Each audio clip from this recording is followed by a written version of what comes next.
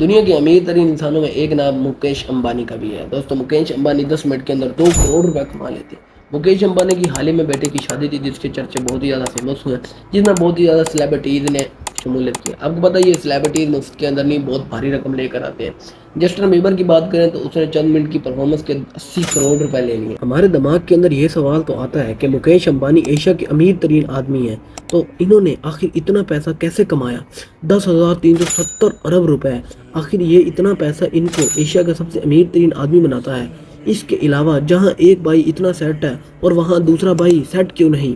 चलते हैं और देखते हैं मुकेश अंबानी की सक्सेस स्टोरी। इंडिया में रहते हुए आप मुकेश अंबानी को प्रॉफिट ना दे, ऐसा मुमकिन ही नहीं है। टेलीकॉम सेक्टर से लेके पेट्रोलियम या क्रिकेट या रिटेल सेक्टर हो, मुकेश अंबानी की रिलायंस कंपनी ने हर जगह कदम रखा हुआ है। इन सब की शुरुआत उनके बाप धीरू भाई अंबानी ने की थी। 1950 में धीरू भाई अंबानी गुजरात से यमन चले गए थे। उन्होंने वहां जाके 8 सालों तक इंपोर्ट एक्सपोर्ट के कारोबार में एक क्लर्क की नौकरी की और इस कारोबार को समझा। 1958 में वापस इंडिया आकर ट्रेडिंग बिजनेस स्टार्ट कर दिया, जिसे रिलायंस कमर्शियल कॉर्पोरेशन का नाम दिया गया। शुरू में सिर्फ मसाले एक्सपोर्ट किया करते थे, इंडिया से मसाले खरीद कर मिडिल ईस्ट और अफ्रीका में बेचा करते थे। 8 सालों तक इंपोर्ट एक्सपोर्ट का काम करते वापस इंडिया आए थे। ये काम करना उनके लिए बहुत आसान था। इंपोर्ट एक्सपोर्ट के साथ साथ उन्होंने मैन्युफैक्चरिंग बिजनेस का सोचा। 1966 में उन्होंने रिलायंस टेक्सटाइल इंडस्ट्रीज एलटीडी के नाम से एक नई कंपनी ओपन कर दी। इसी दौरान इंडियन हुकूमत ने कॉटन पर सख्ती की हुई थी, जिसकी वजह से पूरी इंडियन टेक्सटाइल कंपनीज में हड़बड़ी मची हुई थी। इसी दौरान धीरू भाई अंबानी ने कॉटन की बजाय सिंथेटिक स्टाइल का इस्तेमाल शुरू कर दिया। केमिकल प्रोसेस के जरिए कपड़े बनाए जाने लगे, जिसकी वजह से सरकार की पॉलिसी से भी बच गए और कपड़े सस्ते होने की वजह से बहुत ज्यादा फेमस हुए। ऐसा ऐसा रिलायंस इंडस्ट्रीज इतनी ज्यादा बढ़ गई कि बड़े बड़े लोगों ने भी इसमें पैसे इन्वेस्ट करना शुरू कर दिए। रिलायंस कंपनी इतनी कामयाब हो गई थी कि 1987 में क्रिकेट वर्ल्ड कप का टाइटल स्पॉन्सर भी रिलायंस कंपनी के पास था। यहाँ एक चैलेंज ये था कि टेक्सटाइल इंडस्ट्रीज चलाने के लिए पेट्रोकेमिकल दूसरी इंडस्ट्रीज से खरीदना पड़ता था। ये सोचते हुए उन्होंने अपना पेट्रोकेमिकल बिजनेस स्टार्ट करने का फैसला कर लिया। इस तरह रिलायंस पेट्रोलियम इंडस्ट्रीज में भी अपना कदम जमा लिया।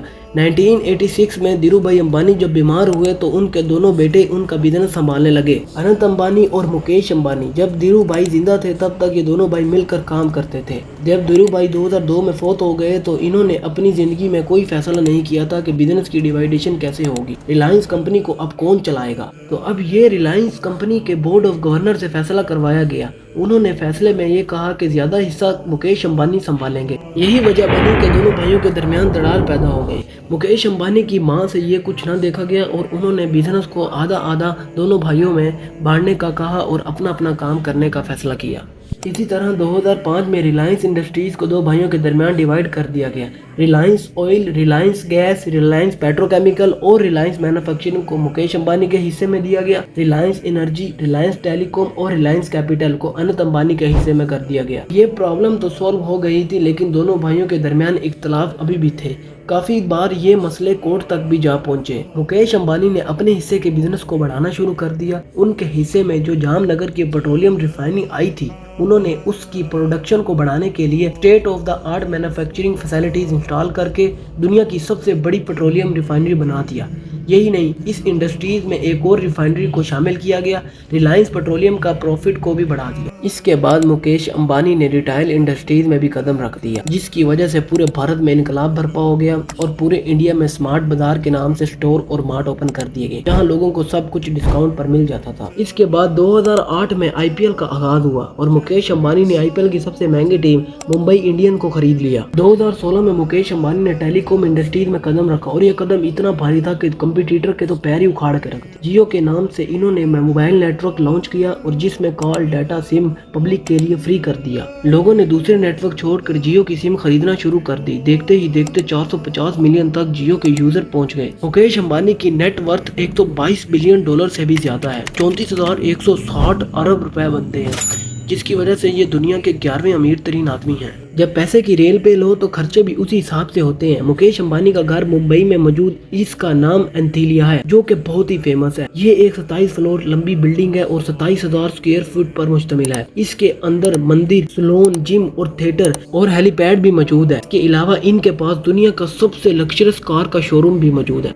और दूसरी तरफ इनके छोटे भाई अनंत अंबानी, जिन्हें बिजनेस में से आधा हिस्सा मिला था, उनका दवालिया ही निकल गया है। एक्सपर्ट का मानना यह है कि अनंत अंबानी जल्दी ऊपर जाने वाली स्ट्रेटजी को फॉलो कर रहे थे, जिसकी वजह से उनके अखराजात बढ़ गए और उनके अखराजात ज्यादा और उनका प्रॉफिट कम हो गया। अनंत अंबानी मार्केट के मगरमच्छों के साथ कम्पीट नहीं कर पाए।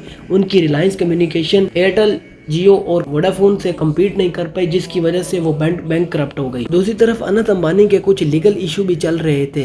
अनंत अंबानी की कंपनी रिलायंस कम्युनिकेशन ने एरिसन कंपनी के पैसे देने थे। ये मामला कोर्ट तक जा पहुंचा। कोर्ट ने अनंत अंबानी को फैसला सुनाया कि वो 1 महीने के अंदर अपने ड्यूज क्लियर करें। अब इसी दौरान उनके बड़े भाई की एंट्री होती है और वो पैसे दे के अनंत अंबानी की बेल करवा लेते हैं। अनंत अंबानी ने यूएसए की कोर्ट में एक स्टेटमेंट दिया कि उनकी नेटवर्थ बिल्कुल जीरो है। जब उनको यूएस के कोर्ट ने कहा कि आप चाइना के 3 बैंकों को $799 बिलियन देने हैं आपने। तो दोस्तों ये थी वीडियो आपकी, उम्मीद करता हूँ आपको पसंद आई होगी।